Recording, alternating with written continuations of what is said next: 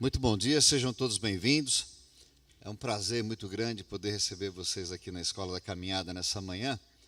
E hoje será a nossa última aula do semestre, né? Então a gente vem estudando aí durante esse semestre. Hoje é a nossa 17ª aula, mas domingo que vem a gente tem aula também.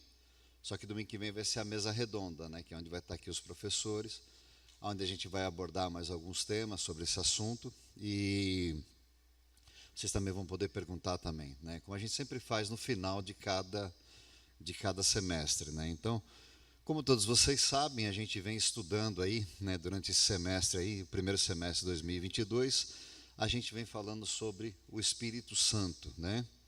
E durante essas aulas aqui a gente abordou vários temas, né? Como, por exemplo, quem é o Espírito Santo e as Escrituras, da criação até o nascimento de Jesus, o Espírito Santo na vida do crente, o batismo com o Espírito Santo, o pecado contra o Espírito Santo, o fruto do Espírito e os princípios e os objetivos dos dons. Então, nesse primeiro semestre, como eu disse para vocês, nós tivemos aí 17 aulas juntos, né? Com a de hoje, melhor dizendo. A importância do Espírito Santo na vida da igreja, como num todo, mas também como na vida das pessoas que receberam a Jesus como Senhor e Salvador.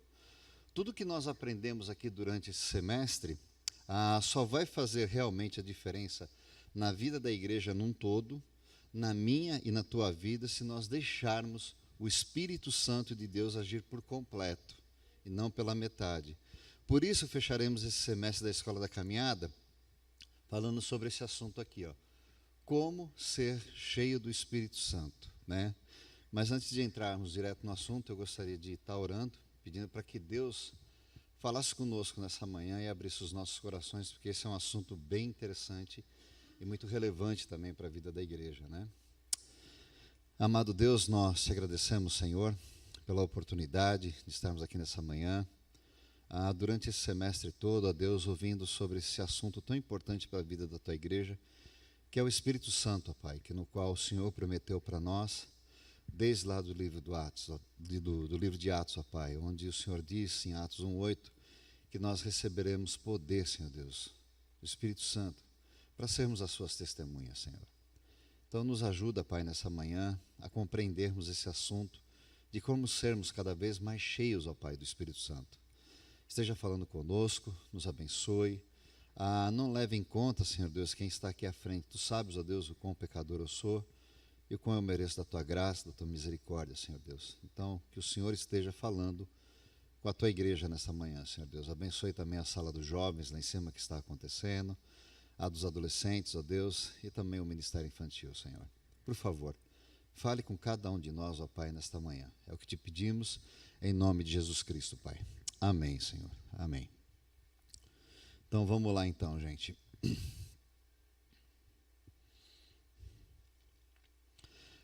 Se nós pudéssemos aqui, olhando para o telão, se nós pudéssemos aqui montar um quadro, né, como esse que a gente está vendo, e pedisse para que cada um de vocês preenchesse esse quadro, como que você definiria um crente não cheio ou um crente cheio do Espírito Santo? O microfone está por aí ou não? Aí eu queria ouvir vocês um pouquinho, né? Como que você definiria um crente não cheio do Espírito Santo e um crente cheio do Espírito Santo? Se você pudesse preencher, o que você colocaria nesse quadro? Quem gostaria de falar alguma coisa aí? É facinho, gente, de responder, não precisa ter medo, né? Alguém gostaria de falar? Se não falar, então eu vou preencher por vocês, tá bom? Pode falar, irmão Lorival. Não cheio do Espírito Santo é aquela pessoa que não sente nada, na vida dele não mudou nada, não acontece nada, e quando a pessoa é cheia do Espírito Santo, alguma coisa se manifesta na pessoa. Sim. Seja interno ou seja externo. A gente percebe a influência do Espírito Santo na vida da gente. No viver, no andar, no falar, no agir, falar com outras pessoas, o que acontece com a gente, os livramentos que a gente vê visivelmente na vida da gente, como eu tive esse mês passado 2 livramentos em uma semana. Amém. Eu levei, eu ia ser assaltado 2 vezes, o Espírito Santo não deixou o ladrão levar meu dinheiro.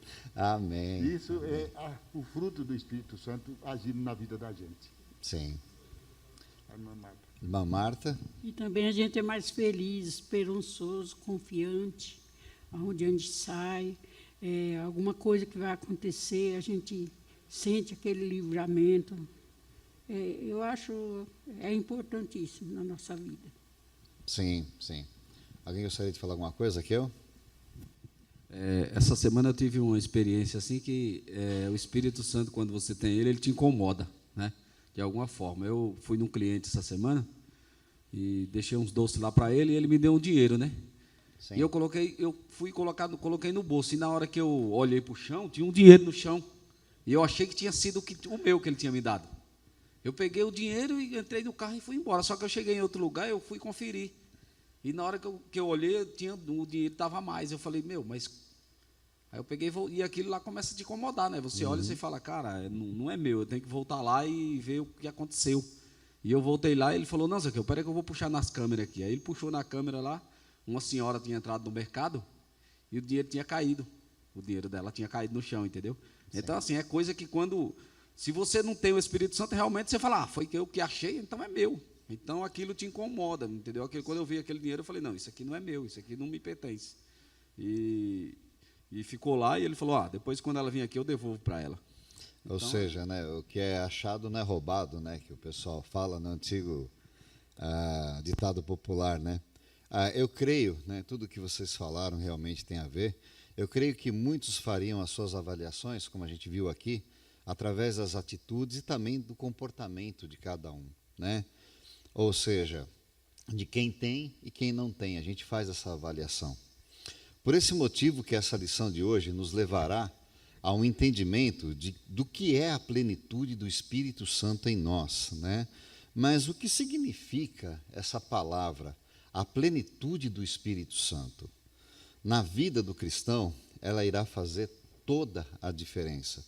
O significado da palavra plenitude do Espírito Santo é a atuação dele no sentido de nos tornarmos cristãos cada vez mais parecido e cada vez mais controlado por Deus.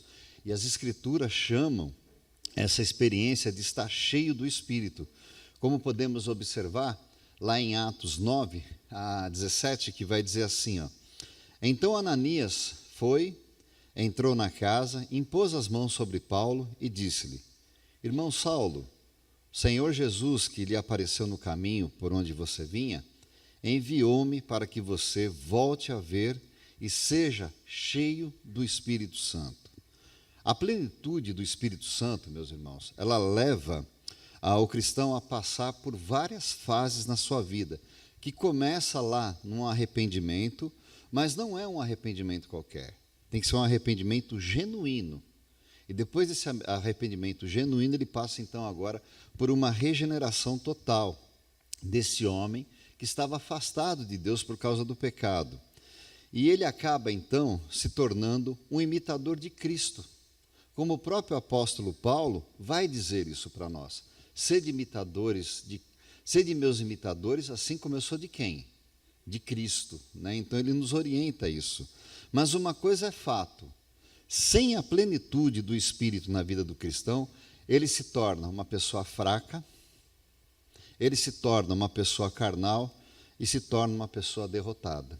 Ou seja, por que o Zaqueu devolveu o dinheiro? Porque o Espírito Santo de Deus nos incomoda. Olha, isso que você fez não é legal, não é teu, vai lá e devolva. Certo? Se ele não tem o Espírito Santo habitando nele, o que acontece? Pegaria esse dinheiro, colocaria no bolso e ainda teria a cara de pau, com todo respeito, de dizer, nossa, como Deus me abençoou, eu estava tanto precisando desse dinheiro.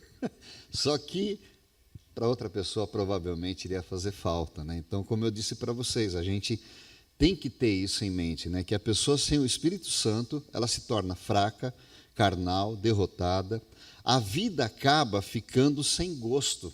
A vida acaba ficando sem interesse pelas coisas do Senhor. Ser cheio do Espírito Santo, meus irmãos, é ser totalmente controlado por Deus e dominado pela sua presença e pelo poder do Espírito Santo.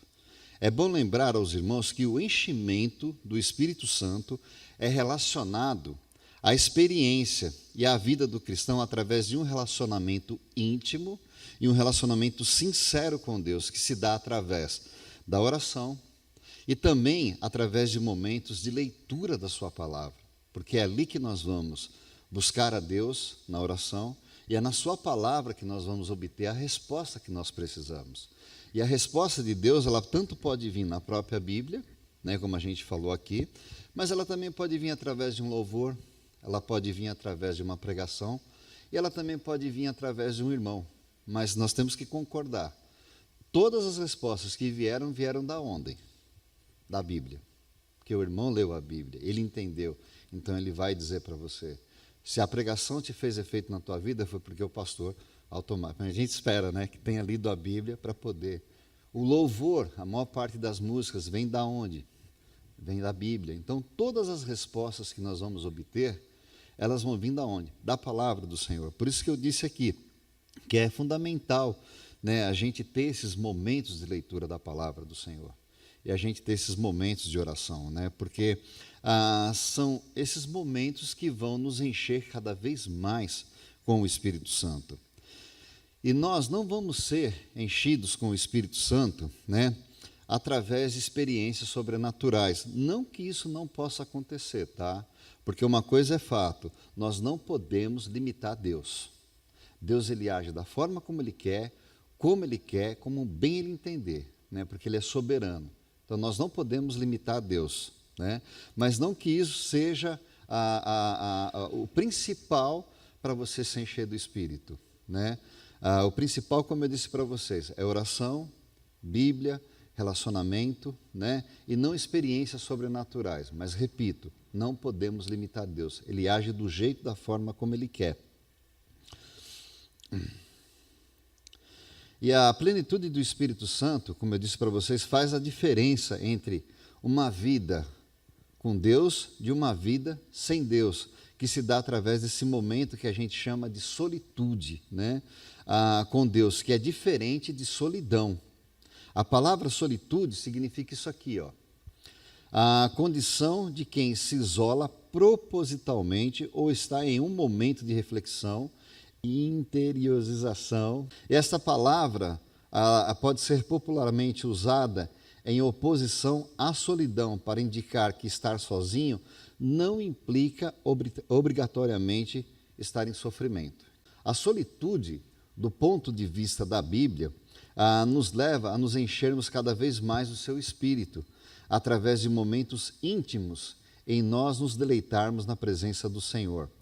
Como eu disse para vocês, oração, Bíblia, solitude, é que te levarão cada vez mais e mais próximo da plenitude do Espírito Santo, que é a atuação de Deus em nossas vidas, no sentido que de nos tornarmos crentes controlados por Deus, como eu já disse, ou seja, de reconhecer que Deus é o seu dono e que nós fomos comprados por um alto preço.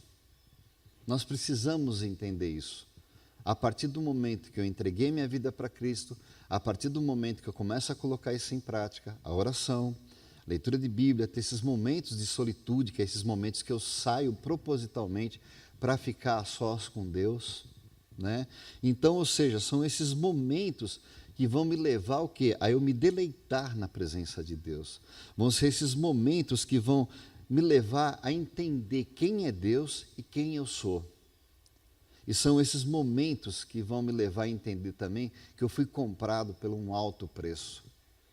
E que o meu dono agora é Ele. E eu pertenço a Ele. Eu não pertenço mais a mim mesmo, né? Que eu pertenço somente a Ele. Agora que sabemos o que é a plenitude do Espírito Santo, precisamos também entender que há uma diferença entre plenitude e batismo do Espírito Santo. O batismo no Espírito Santo, ele acontece na hora da conversão genuína, né, das pessoas, e não apenas em momentos de conversão emocional, né, de momento apenas. mas o enchimento do Espírito Santo é indispensável para todo cristão, para gozar de uma vida abundante na presença do Senhor.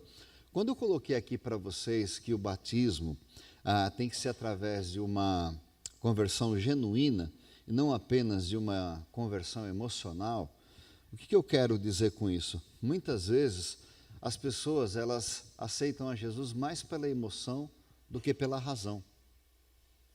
Porque foi feita uma pregação bonita, porque foi tocado um louvor, foi feito um apelo, o camarada vem à frente, então ele entrega a sua vida a Jesus Cristo, né? Chega até a ser batizado.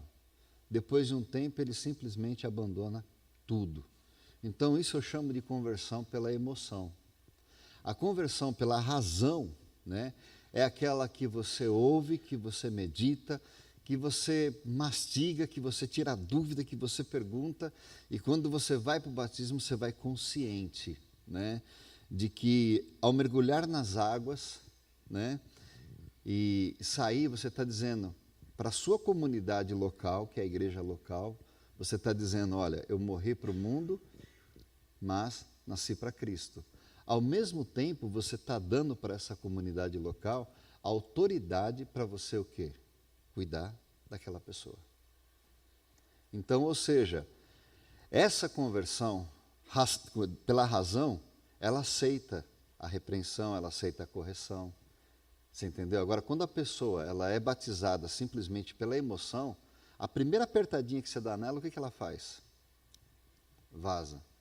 Então, ou seja, agora quando você é batizado pela razão, por esse entendimento, você vai entender que você está cheio do Espírito e que a pessoa também está cheia do Espírito e que ela vai vir conversar com você para te ajudar e não para pegar no teu pé ou para te dar bronca, porque de repente ela está vendo algo em você que precisa de ser corrigido.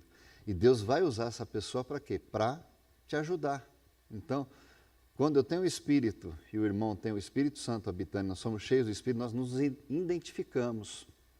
Então eu entendo que essa irmã está me exortando, está me ajudando a querer ser um crente cada vez melhor. Por isso que eu fiz questão de mencionar essa diferença entre o batismo por emoção e o batismo pela razão, né? Porque pelo batismo pela razão, a gente vai poder o quê? Gozar de uma vida abundante na presença do Senhor. A gente pode ver isso muito bem claro lá no livro de Coríntios, onde eles foram batizados, receberam o Espírito Santo, mas eles viviam ali, o pessoal da cidade de Coríntios, vivia de uma forma que não agradava a Deus. E Paulo ali vai adverti-los dizendo que eles ainda eram como crianças, e crianças carnais, ou seja, como pessoas que viviam como meninos na fé, dando mais valores aos prazeres do mundo do que a Cristo. Ou seja, aquele crente que fica com um pé no mundo e um pé na igreja. Basicamente a igreja de Coríntios era assim. Era uma igreja muito problemática quando você pega ela para ler, né? E é por isso que eles não podiam ser cheios do Espírito Santo, porque ainda não podiam suportar o quê? Alimentos sólidos. Paulo vai dizer isso para eles. Olha, vocês são como crianças. Vocês ainda não suportam alimento sólido, tem que estar dando papinha para vocês ainda, né? Porque o alimento sólido, ele quer dizer isso aqui, ó. O alimento sólido é o símbolo dos ensinamentos mais profundos das Escrituras Sagradas e indica o discernimento das verdades espirituais. O crente adulto é capaz de discernir entre o certo e o errado, entre o bem e o mal, entre a boa doutrina e a má doutrina.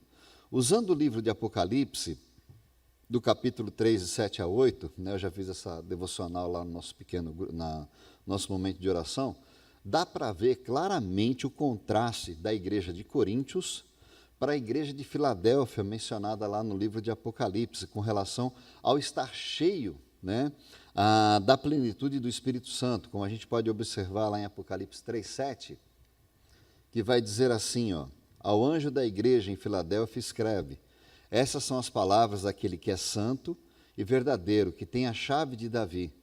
O que ele abre, ninguém pode fechar, e o que ele fecha, ninguém pode abrir. Conheço as suas obras, eis que coloquei diante de você uma porta aberta, que ninguém pode fechar. Sei que você tem pouca força, mas guardou a minha palavra e não negou o meu nome. Ou seja, enquanto uma outra igreja brincava, vamos dizer assim, era criança, porque não levava Deus a sério, né? E Paulo vai dizer, olha, eu não posso dar alimento sólido para vocês, que vocês não vão aguentar. O contraste de uma igreja cheia do Espírito Santo, cheia da plenitude do Espírito Santo, a gente pode ver na igreja de Apocalipse. Por quê? Nessa igreja de Filadélfia, ele vai deixar bem claro, olha, eu sei que você é fraco, eu sei que você não tem muita força, mas eu tenho algo a seu favor, que pesa muito na minha balança quando eu olho para essa igreja. Veja o quê? Que guardasse o quê? Meu nome e os meus mandamentos. Então, quando eu guardo o nome do Senhor, quando eu guardo os seus mandamentos, é porque eu estou o quê? Cheio do Espírito Santo habitando em mim. E se a gente continuar nesse texto, a gente vai ver o que ele vai dizer, né? Olha, eu escreverei o teu nome na coluna do santuário do meu Deus, ou seja, só elogio. Ou seja, porque você guardou o meu nome, que você guardou o meu mandamento, que você deixou o Espírito Santo de Deus habitar dentro de você, e você deixou eu te controlar, e você deixou eu ser o centro da sua vida, olha o que eu farei com você. Você vai estar lá no centro. Escreverei na coluna, escreverei em você o nome do meu Deus, o nome da cidade santa. Gente, isso é fantástico. Você entendeu? Mas isso só vai acontecer com as pessoas que deixarem ser permitidas pelo Espírito Santo. Por isso que Jesus vai dizer isso, olha, eu vou subir, né? Porque eu não posso ficar aqui, mas eu vou mandar para vocês o quê? O Consolador. Eu vou mandar para vocês o Espírito Santo, né? E até aqui eu creio então que deu para nós vermos, do ponto de vista da Bíblia, claramente a diferença entre você ter o Espírito e ser cheio do Espírito. Porque a igreja de Coríntios tinha o Espírito, mas viviam como moleques, como meninos. Agora, a igreja de Filadélfia, ela era cheia do Espírito, ao ponto de Deus deixar bem claro, guardasse o meu nome e guardasse o meu mandamento, né? Até aqui alguma dúvida? Alguém quer fazer alguma pergunta? Está tranquilo? Quem quiser pode ficar à vontade, tá? Só fazer um sinalzinho com a mão aí, a gente para. Se não souber responder, está o Paulinho aqui, está a Raquel também, está a irmã Olga também, né? Responde. Né?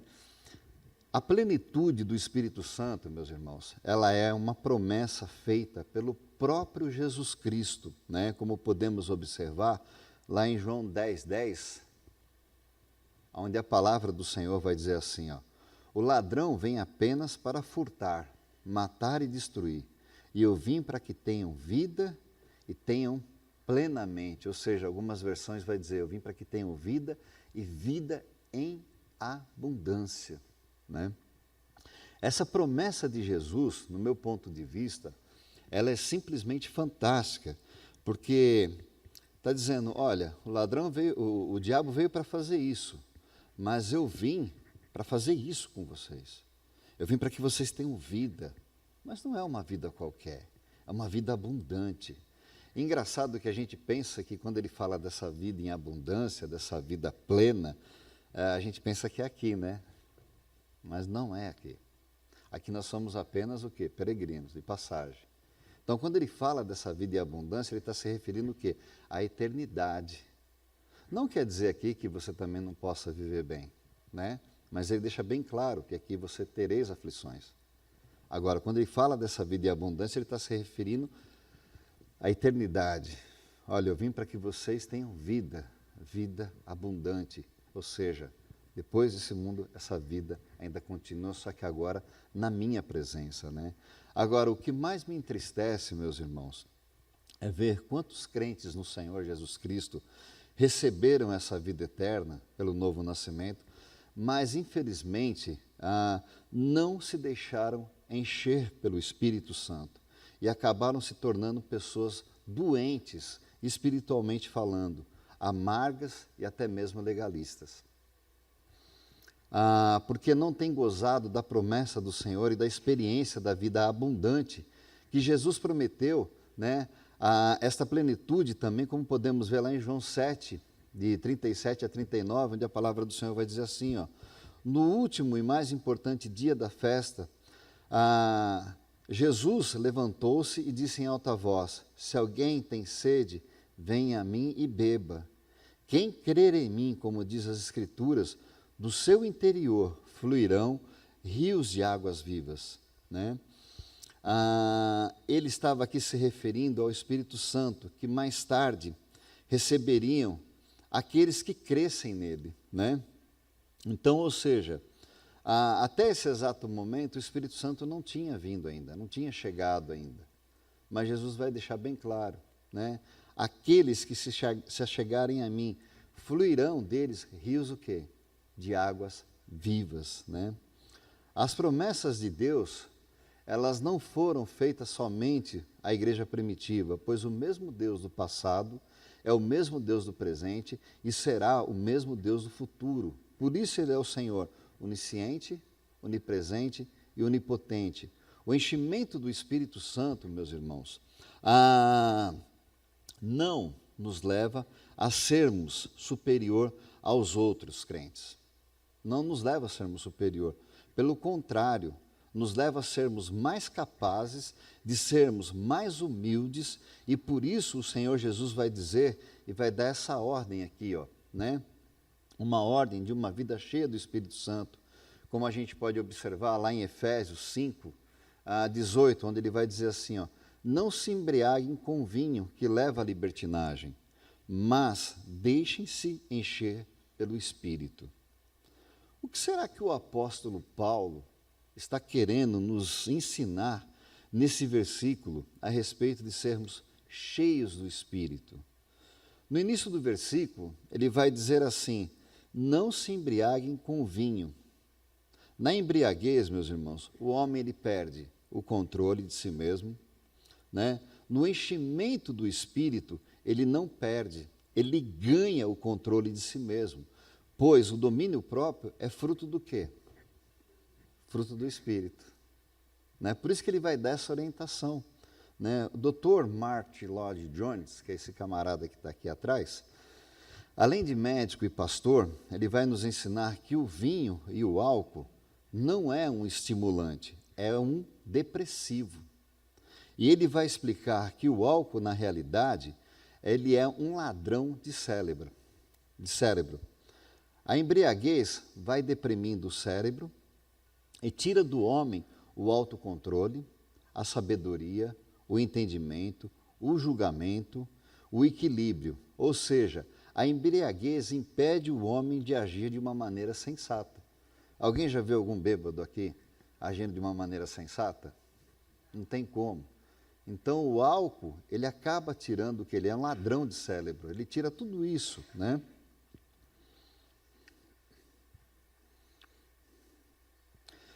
A embriaguez, como eu disse, vai deprimindo o cérebro do homem, né? Agora, quando o apóstolo Paulo nos ensina, mas deixem-se encher pelo Espírito, ele está querendo dizer que o Espírito Santo faz exatamente o oposto, né?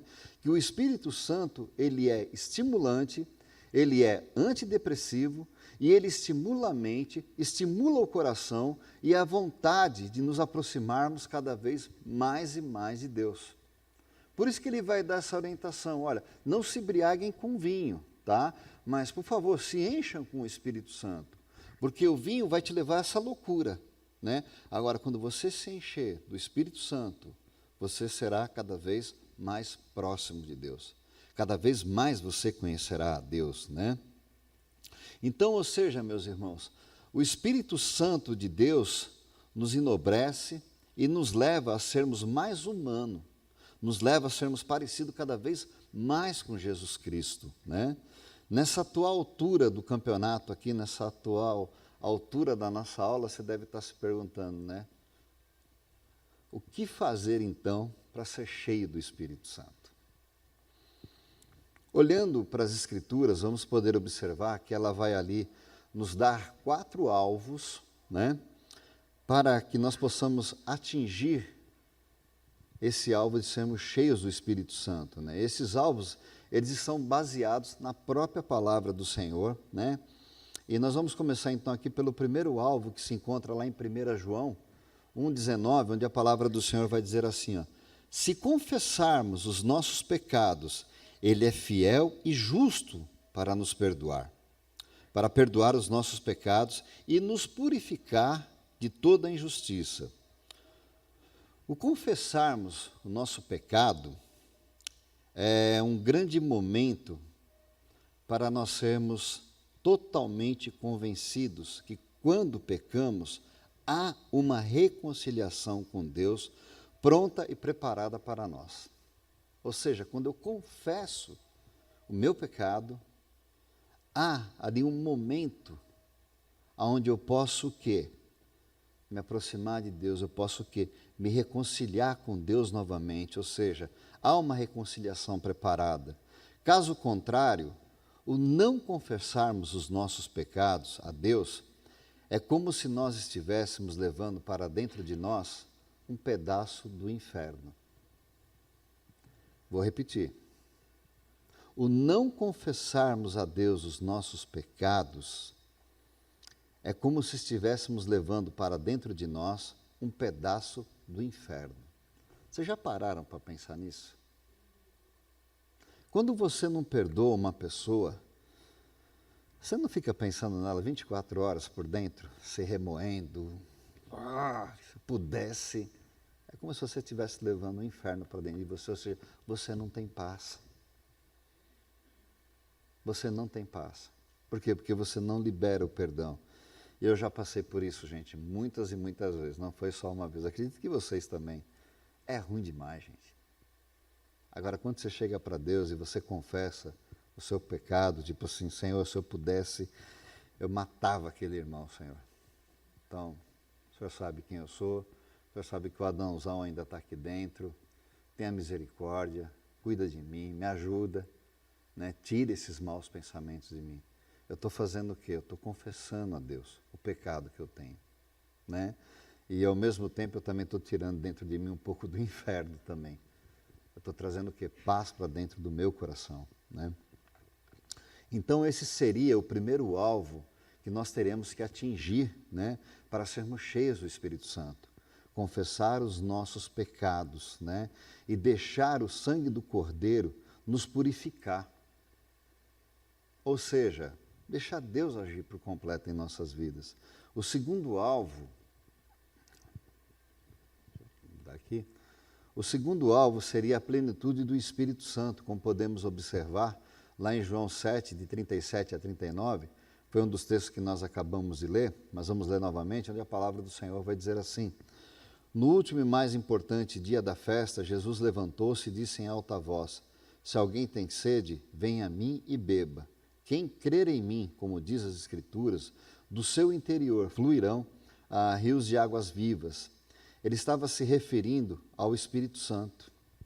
Estava dizendo ali, olha, se você tiver essa plenitude, se você tiver junto comigo, sabe, de você vai vir beber água, e de você vai o que? Fluir rios de águas vivas. Ou seja, você vai poder fazer a diferença na vida daqueles também que estão com sede, porque você vai apontar a água que eles têm que beber, porque você bebeu dela um dia. Por isso que de você vai jorrar o quê?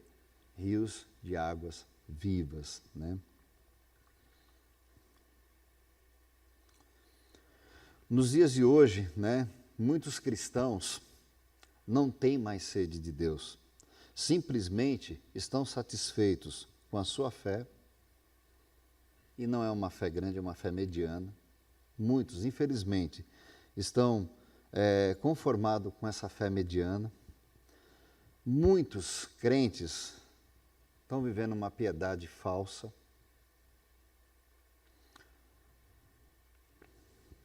Muitos fazem boas obras para homens poderem ver, e até mesmo usam seu próprio batismo nas águas, achando que já carimbaram o seu passaporte para o céu.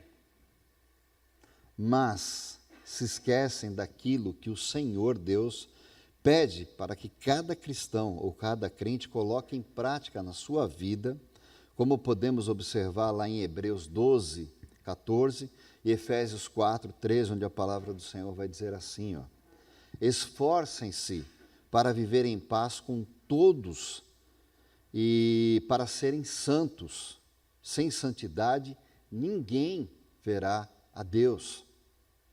Ou seja, como eu falei para vocês, hoje muitos estão vivendo o que é uma fé mediana. Não é uma fé genuína, não é uma fé verdadeira. Eu só procuro a Deus quando eu estou o quê? Com a água no nariz. Aí eu procuro a Deus. Sabe, hoje tem muitos com uma falsa piedade.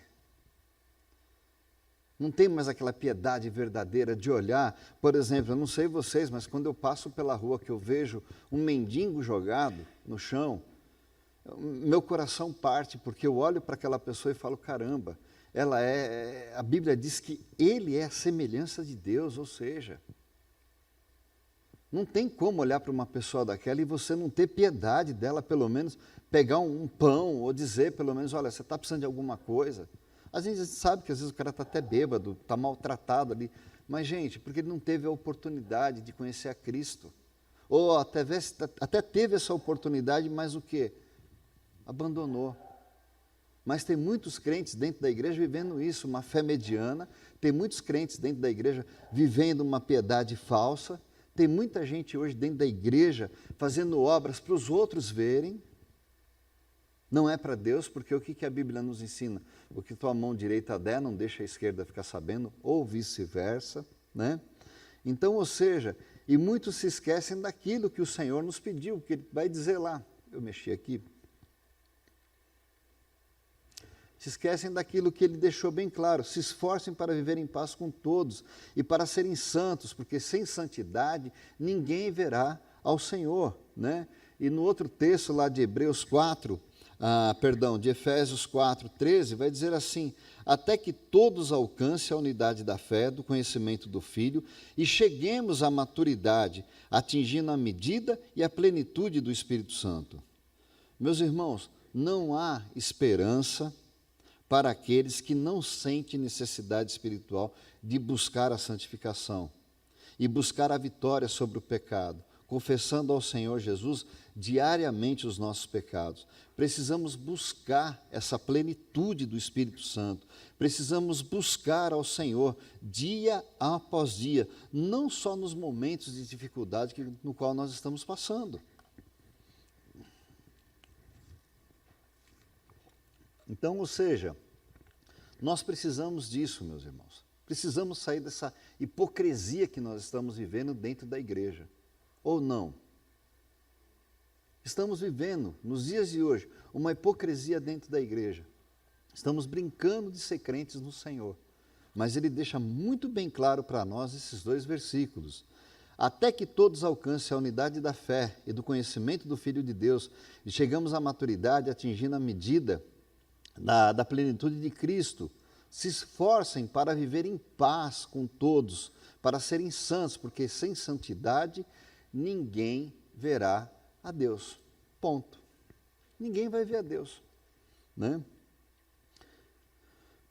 Uma outra coisa que nós precisamos fazer, meus irmãos, é a consagração plena. Deus quer nos encher com o seu poder, mas somente aquilo que é vazio pode ser cheio. Então, quando eu reconheço que eu estou vazio, é aí que eu posso ser cheio pelo Espírito Santo. Mas enquanto eu viver daquela forma hipócrita, eu não tenho como deixar ser enchido pelo Espírito Santo. Porque eu me esvazio de mim mesmo, para que Deus possa, então, me preencher com o Espírito Santo. Lá em Romanos 12, de 1 a 2, vai dizer assim, portanto, irmão, rogo-vos pela misericórdia de Deus, que se ofereçam em sacrifício vivo, santo e agradável a Deus. Esse é o culto racional de vocês. Não se amoldem ao padrão deste mundo, mas transformem-se pela renovação da sua mente, para que sejam capazes de experimentar e comprovar a boa, agradável e perfeita vontade de Deus. O Espírito Santo nos leva a essa renovação de mente. O Espírito Santo não permite que nós venhamos a nos moldar com as coisas desse mundo. Pelo contrário, como eu disse, nos leva a termos uma mente cada vez mais voltada para quem? Para Cristo. cada vez mais voltada para as coisas de Cristo, né? Como o apóstolo Paulo diz no texto, né, que nós devemos passar por uma renovação de mente para que sejamos capazes de experimentar e comprovar a boa, agradável e perfeita vontade de Deus. E isso se dá o quê? Através da consagração plena, e não de uma consagração pela metade. É aquilo que eu falei, o meu dono não é mais o meu eu. O meu dono agora é o Senhor Jesus. E quando eu estou cheio do Espírito Santo, quando eu vivo essa plenitude do Espírito Santo em minha vida, eu começo a ser direcionado por quem? Por Ele. Porque Ele sabe o que é melhor para mim. Ele vai cuidar de mim. Né? Que foi o que a gente falou no nosso grupo de oração essa semana, sobre o grande amor de Deus. Né? Então, quando você é enchido do Espírito Santo, você começa também a entender o grande amor de Deus por você. Que Ele só quer o seu bem. Porque Ele vai dizer, sou um Deus de bem, eu não quero o teu mal. Pelo contrário, cada vez mais e mais eu quero o teu bem. Mas para isso nós precisamos o quê? Nos encher do Espírito Santo. Para isso nós precisamos o quê? Não deixar ser moldado por este mundo. E Ele vai dizer o quê? Que nós precisamos de ter o quê? Uma renovação de mente. Para que nós possamos o quê? Saber qual é a boa, perfeita vontade e agradável de Deus para as nossas vidas. Né?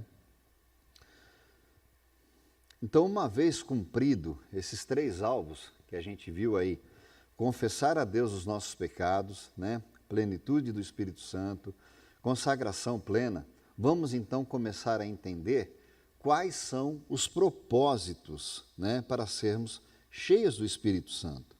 O primeiro propósito é nós temos o quê? Uma vida santa.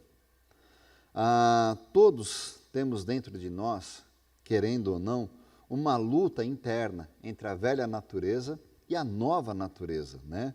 Como podemos observar lá em Romanos 7, de 18 a 19, né, onde a palavra do Senhor vai dizer assim, o apóstolo Paulo dizendo, né?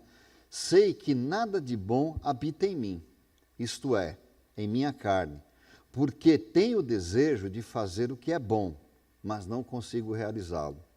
Pois o que eu faço não é o bem, e o que eu desejo, pois o que faço não é o bem que desejo, mas o mal que eu não quero fazer, esse eu continuo fazendo. Ou seja, Paulo está dizendo que há uma luta interna, o que eu quero fazer eu não consigo, né? Mas o que eu não quero, isso eu faço. Né? Então, ou seja, há essa luta interna. O apóstolo Paulo tinha consciência dessa luta interna dentro de si, mas ele lutava contra isso para ter uma vida santa, lembrando sempre de 2 coisas em sua mente, né, que eu anotei aqui. A primeira coisa seria que ele se lembrava de ter uma vida santa. Para ele ter uma vida santa, ele se lembrava daquilo que Jesus vai dizer para ele, a seguinte frase, a minha graça te basta. Paulo vai chegar para Deus, esse espinho na carne, tal, isso me incomoda, Satanás me esbofeteia, tal. Fala, a minha graça te basta. Ponto. E uma outra frase que levava Paulo a ter essa vida santa, de lutar contra as coisas que deveriam ser lutado, é a frase que ele vai dizer assim, o morrer é lucro e o viver é Cristo. Então, Paulo, para ter essa vida santa e lutar contra essa luta interna, ele se lembrava sempre disso. Olha, para mim ter essa vida santa, eu preciso lembrar que a graça dele me basta. Ou seja, o que ele fez por mim na cruz, que graça é um favor imerecido, eu não mereci, ele fez por mim. Ou seja, enquanto eu estiver aqui, eu vou viver Cristo, porque eu morrer para mim é lucro, né? O segundo propósito para termos poder para servir a Deus na propagação do seu Evangelho, Jesus promete o poder do Espírito Santo justamente para nos capacitar, para sermos suas testemunhas e anunciar a sua palavra com toda a força e entendimento, a tempo e fora de tempo. Uma vez cumprido esses alvos, né, conhecendo o propósito do Espírito Santo na vida do crente, agora começamos a ver o quê? Quais são as marcas do cristão cheio do Espírito Santo. Vocês repararam que são fases que a gente vai vivendo? que a gente tem que estar bem atento para podermos chegar até aqui, ó. Quais são as marcas dos cristãos cheios do Espírito Santo? Para responder até mesmo aquele quadro que a gente falou lá no começo, né?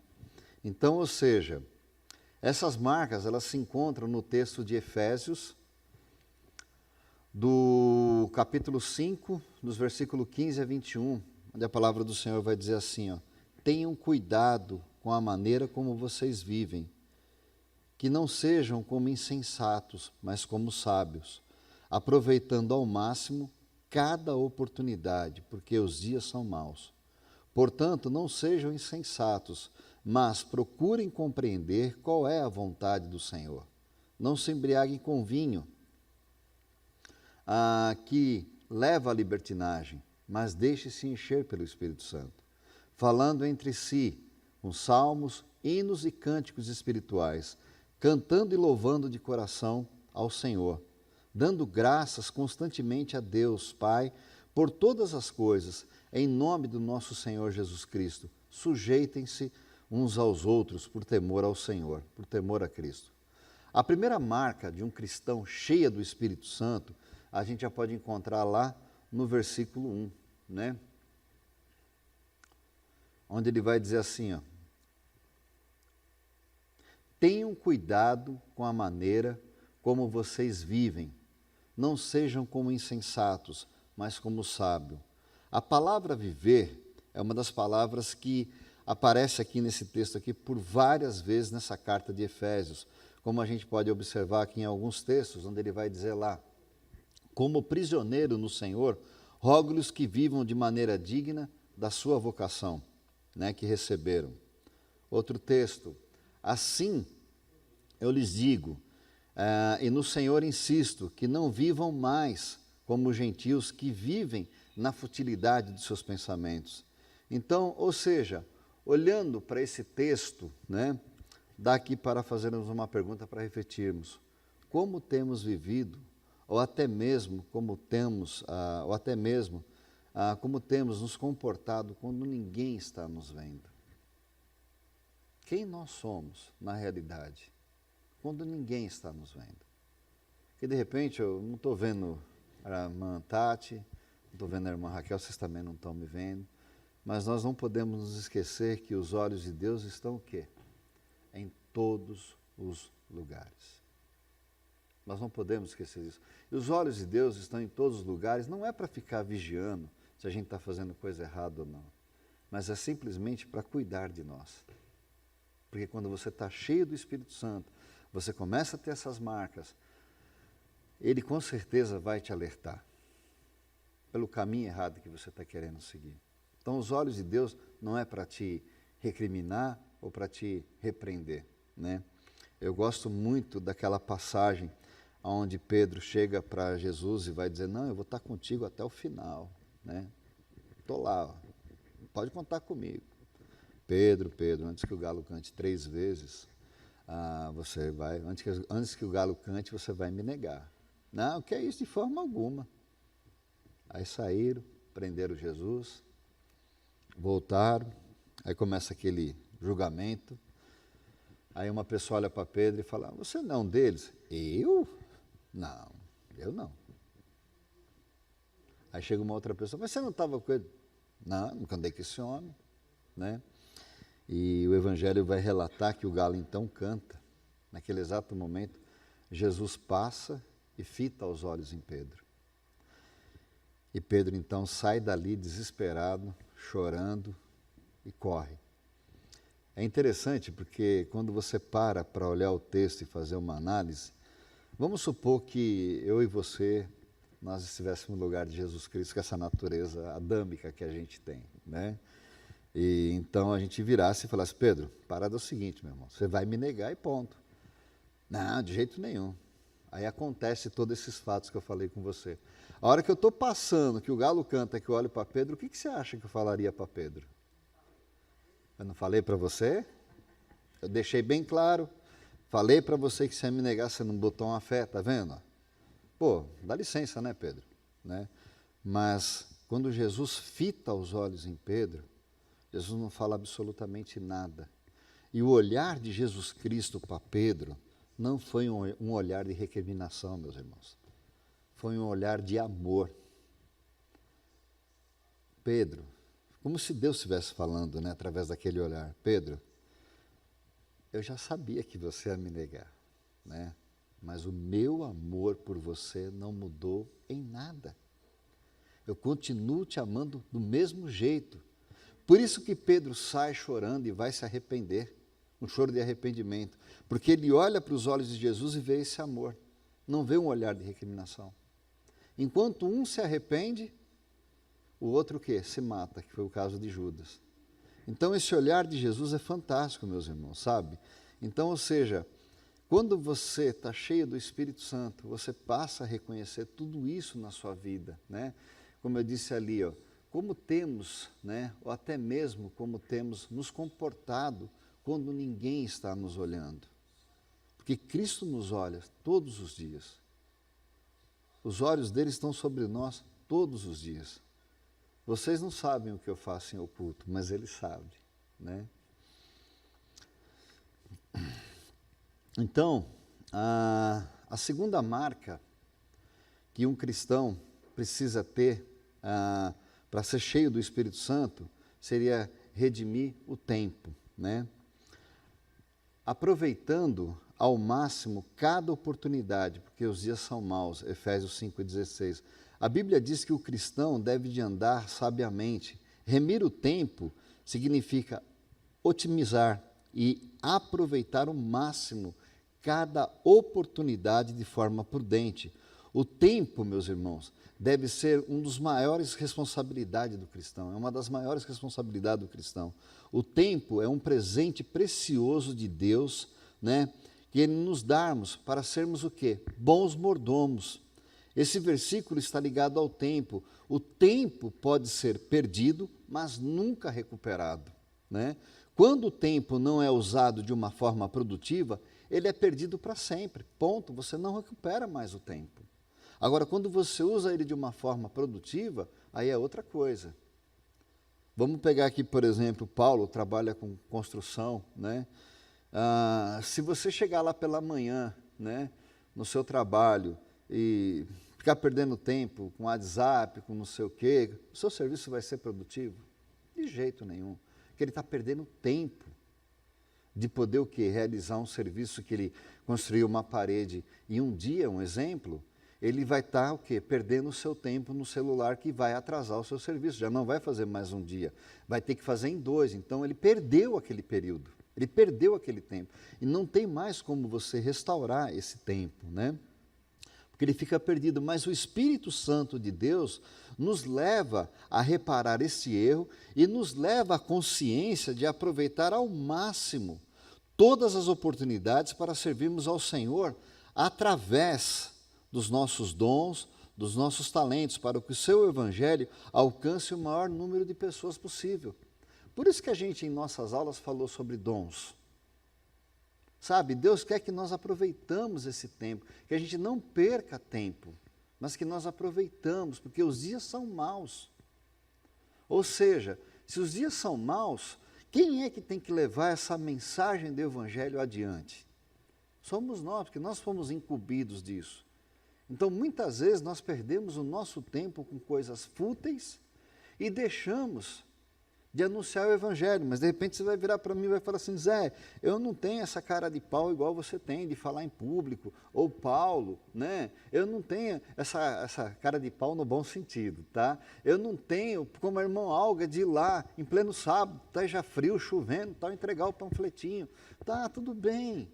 Deus deu um dom para cada um, de repente você não tem essa ousadia, mas você tem 2 joelhos, camarada, para meter no chão e orar pela irmã Alga.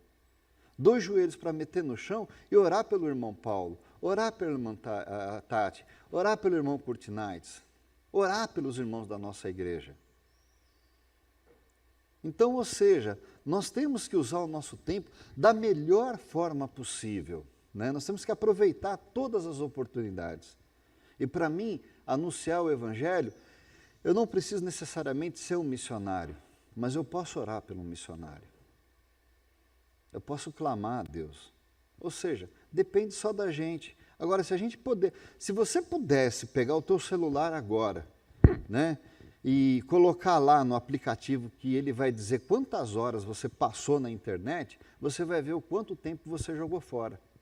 Porque ele o danado é tão ruim que ele te acusa você. Ele é dedo duro, ele cagueta você, dizendo, olha, você ficou tantas horas no Facebook, tantas horas, ele te dá. Aí você faz a somatória de tudo numa semana e vê o quanto tempo você jogou fora da sua vida com coisas fúteis. Tempo que você poderia estar tirando para ler a Bíblia. Tempo que você poderia estar tirando para buscar o Senhor. Tempo que você poderia estar tirando para orar pelo irmão. Olha só como a gente joga o nosso tempo fora, né?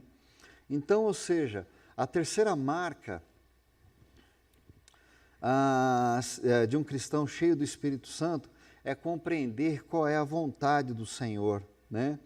Como a gente pode ver lá em Efésios 5,17, portanto, não sejam insensatos, mas procurem compreender qual é a vontade do Senhor. O cristão cheio do Espírito Santo, ele quer cada vez mais e mais compreender a vontade de Deus para a sua vida. E quando ele tem esse apetite insaciável pela palavra, ele coloca em prática o que o salmista nos ensina lá em Salmos 1, mas antes o seu prazer está o quê? Em meditar na lei do Senhor de dia e de noite, porque é através desse apetite da palavra de Deus, que é a Bíblia, que nós iremos descobrir, meus irmãos, qual é a boa, agradável e perfeita vontade do Senhor. Não tem como, gente, não tem como. Se você não tiver esse apetite pela palavra do Senhor, essa vontade de comer a palavra de Deus, não tem como você ser cheio do Espírito Santo. Porque eu sempre dou o exemplo do tubo de ensaio, né? Só que um tubo de ensaio oval, vamos dizer assim, né? Meia curva. Então, ou seja, esse tubo de ensaio estava cheio de pecado. Quando eu conheci a Cristo, o que acontece? O Espírito Santo começou o quê? A preencher esse espaço. E ele vai aos poucos o quê? Tirando tudo que é de ruim e colocando tudo que é de bom. Quando ele coloca tudo que é de bom, porque eu permito que ele coloque, porque eu também posso colocar uma barreira. Até que você chega, daqui para cá você não chega. Quando é que eu coloco essa barreira? Apocalipse 3:20. Eis que estou à sua porta e bato. Se você abrir, eu entro, ceio com você e você ceia junto comigo. E nós usamos esse versículo para dizer que é para evangelizar. Não é. Ali Jesus está fazendo uma advertência para a própria igreja. Olha, eu estou à sua porta. Se você abrir, eu vou entrar, vou cear com você e você vai cear junto comigo. O judeu, ele só abria a porta da casa dele para uma outra pessoa para comer junto, se fosse muito amigo. Então, ou seja, Jesus, ele está à nossa porta batendo. Ei, se você abrir, eu vou entrar. Eu vou estar junto com você. Eu vou participar da sua vida junto com você. Agora, quem é que abre essa porta? Tu vai falar para mim, é Jesus? Não. Quem abre essa porta somos nós mesmos. Porque ela é trancada por dentro, é a porta do nosso coração, que Jesus está se referindo. Então, quando eu escancaro a minha porta do meu coração para Deus, Ele entra e restaura a minha vida. Agora, quando eu reluto, que eu não quero dar as chaves desse quartinho que eu tenho, ou quando eu não quero abrir para Jesus entrar e fazer o que tiver que fazer, você pode ter certeza. Satanás vai entrar e vai meter o pé na porta e vai escancarar tudo que você tem lá guardado, escondidinho. Todo mundo vai ficar sabendo. Por isso que a gente vê muitos escândalos na igreja evangélica hoje. Porque não quiseram deixar Deus entrar para que pudessem ser cheios do Espírito Santo, para que pudessem ser restaurados. Por isso que a gente vê pastores envolvidos em escândalos, membros traindo as esposas. Por isso que a gente vê um monte de coisa errada. Porque não deixaram Deus entrar e fazer a diferença como deveriam de fazer. Meus irmãos, parece que é palavras pesadas, mas não é. São coisas que está na palavra do Senhor para nos ajudar ao quê? A nos enchermos cada vez mais desse Espírito Santo, para que nós possamos o quê? Ser cada vez mais temente ao Senhor e viver cada vez mais na dependência do Senhor. Né? Então, ou seja, por isso que a palavra de Deus nos faz essa advertência. Portanto, não sejam insensatos, né? Mas procurem compreender qual é a vontade do Senhor. O cristão cheio do Espírito Santo, ele quer cada vez mais e mais compreender a vontade de Deus para a sua vida, e quando ele tem esse apetite, como eu falei para vocês, insaciável da palavra de Deus, ele vai colocar em prática o que o salmista nos ensina. O meu prazer não está agora nessa porcaria do WhatsApp. O meu prazer não está em saber quantas curtidas eu tive. O meu prazer não está só fazendo piadas. O meu prazer vai estar o quê? Em meditar na lei do Senhor, de dia e de noite. Não estou dizendo que você não possa mais olhar o seu Facebook. Não estou dizendo que você não possa mais olhar o teu WhatsApp. Não é isso. Mas eu estou dizendo que a prioridade para a tua vida vai ser a palavra do Senhor. Se eu tiver que escolher entre ficar 1 hora perdendo um tempo num celular, ou num tablet, ou num computador, eu vou preferir ganhar 1 hora na leitura da palavra do Senhor. Minha esposa sempre falava assim para mim, logo no começo da conversão, cada 1 hora que você perder aí, vendo televisão, esses programas teu aí, você vai ter que ler 1 hora de Bíblia depois. Você entendeu? Mas ela estava certa, porque era a forma que eu tinha o quê? De recuperar o tempo, né? Então, eu era novo na fé, ela já era um pouquinho mais avançada, né? Então, mas o que a Bíblia está querendo nos dizer é isso, sabe?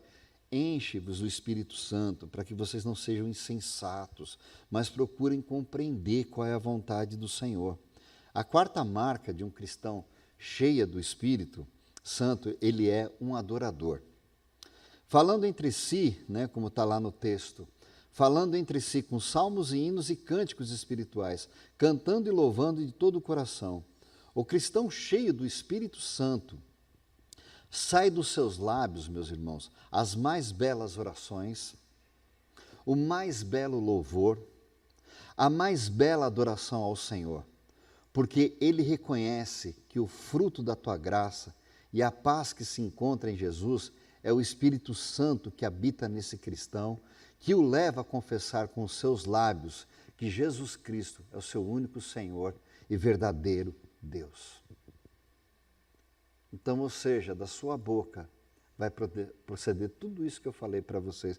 Por isso que Paulo nos orienta, falando entre si com salmos, hinos e cânticos espirituais, cantando e louvando de coração ao Senhor. Não quer dizer que agora eu vou falar com o Paulinho cantando, mas quer dizer que quando você deixa isso entrar na sua vida, o que vai sair da sua boca será as mais belas orações. Será o mais belo louvor e será a mais bela adoração a Deus. A 5ª marca de um cristão cheio do Espírito Santo, ele sempre dá graças a Deus por tudo, como o texto vai nos ensinar lá em Efésios 5:20, dando graças constantemente a Deus, Pai, por todas as coisas, em nome do nosso Senhor Jesus Cristo. O cristão cheio do Espírito Santo, ele é sempre o quê? Agradecido a Deus por tudo, independente de circunstâncias, independente das dificuldades pelo qual ele está passando. Como podemos observar lá em 2 Timóteo, onde a palavra do Senhor vai dizer assim: por essa causa também sofro, mas não me envergonho, porque sei em quem tenho crido, e estou bem certo que Ele é poderoso para guardar o meu depósito até aquele dia. Olha que coisa fantástica, gente. Então, ou seja, uma pessoa cheia do Espírito Santo, ela dá graças a Deus por tudo, independente das circunstâncias, independente do que ela está passando, porque ela sabe em quem ela tem crido, né?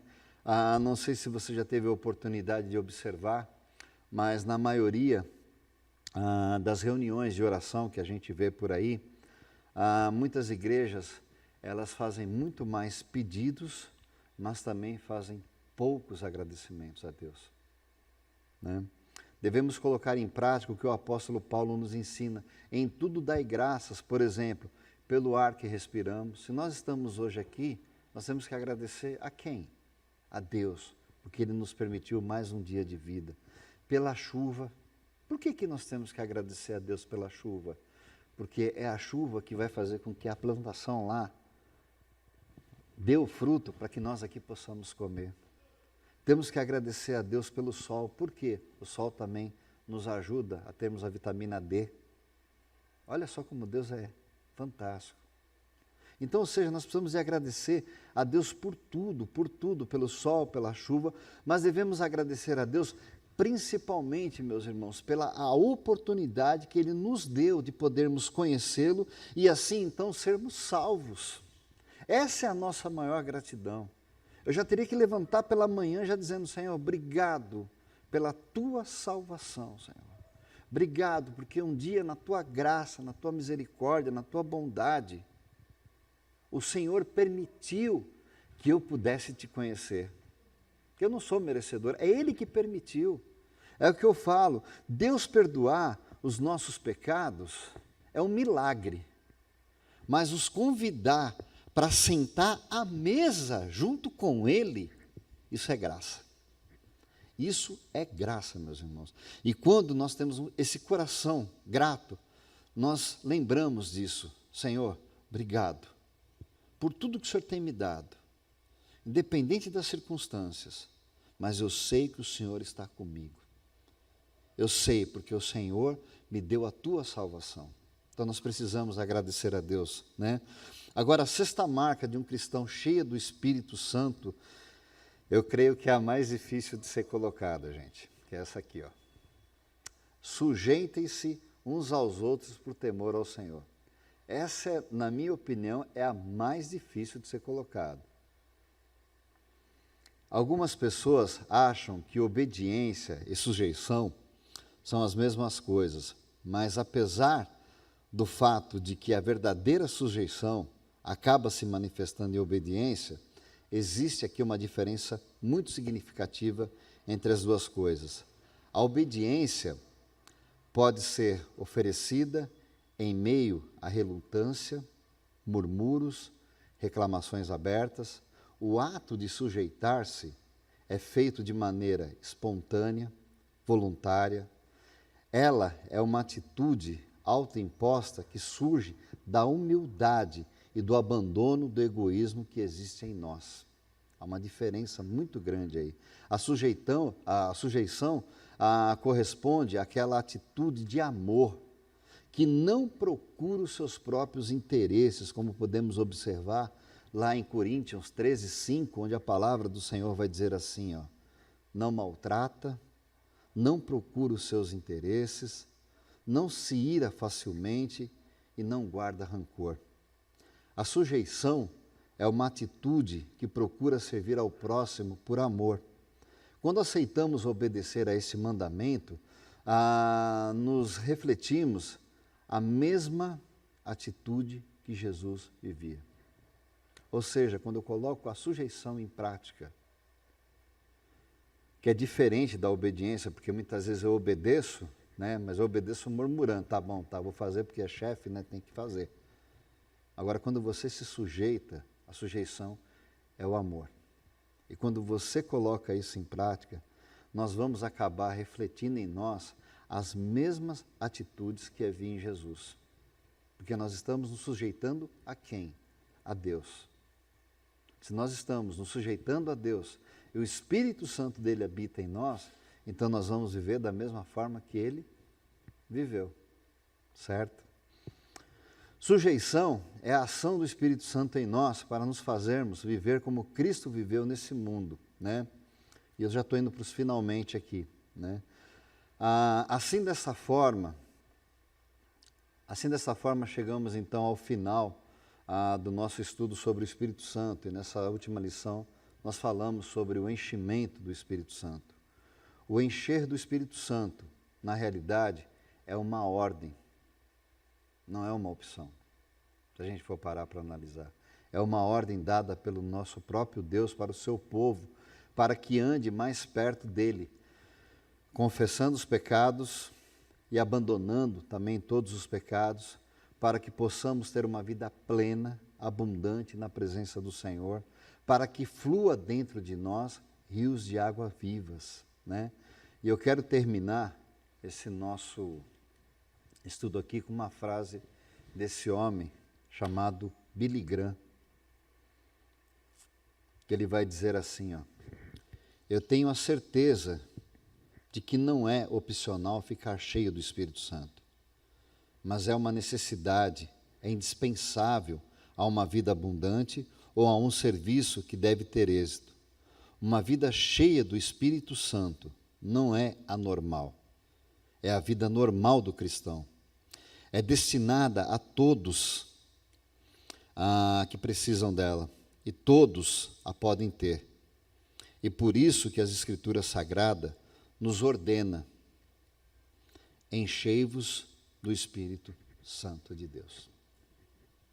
Ou seja, é uma ordem.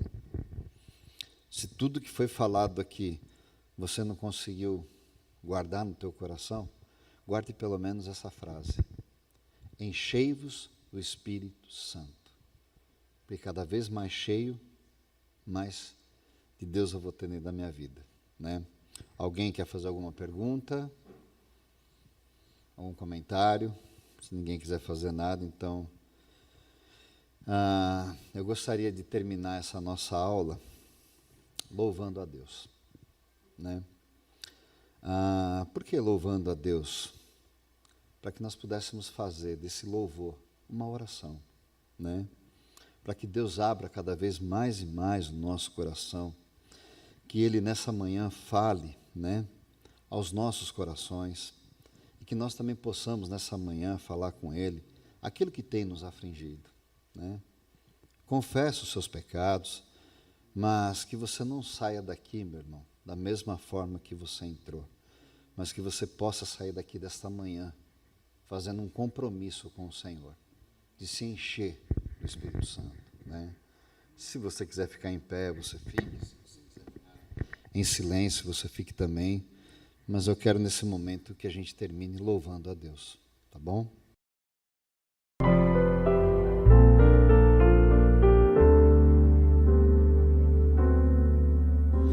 Ao Rei dos Reis consagro tudo o que sou. De gratos louvores transborda o meu coração. A minha vida eu entrego nas tuas mãos, meu Senhor, pra te exaltar com todo o meu amor. Eu te louvarei conforme a tua justiça e cantarei louvores, pois tu és altíssimo. Celebrarei a ti, ó Deus, o meu viver. Cantarei, contarei as tuas obras.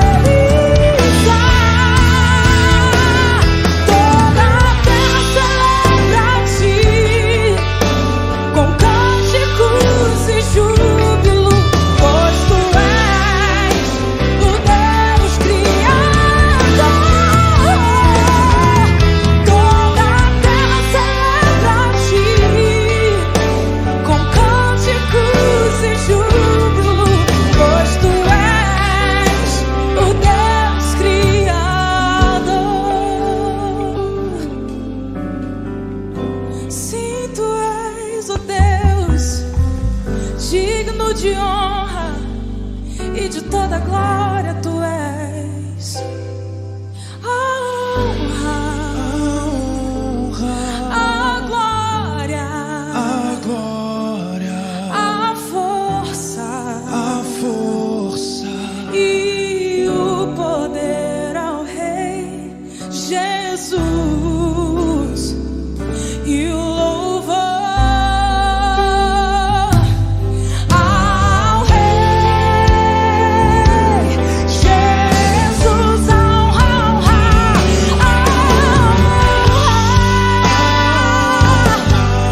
glória, a força e todo o poder ao Rei Jesus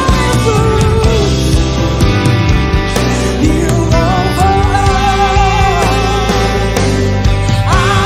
Rei Jesus, toda honra,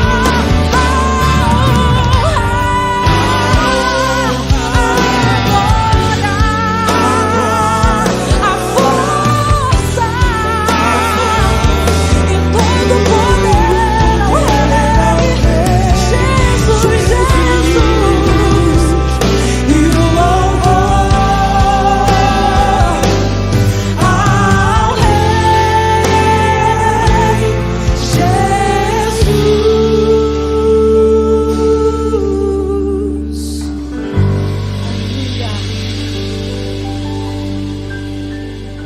Nós somos gratos a Ti, ó Deus, pela oportunidade que o Senhor nos deu de, durante esse semestre todo, Senhor, nós estarmos aprendendo cada vez mais sobre o Teu Espírito Santo, ó Pai.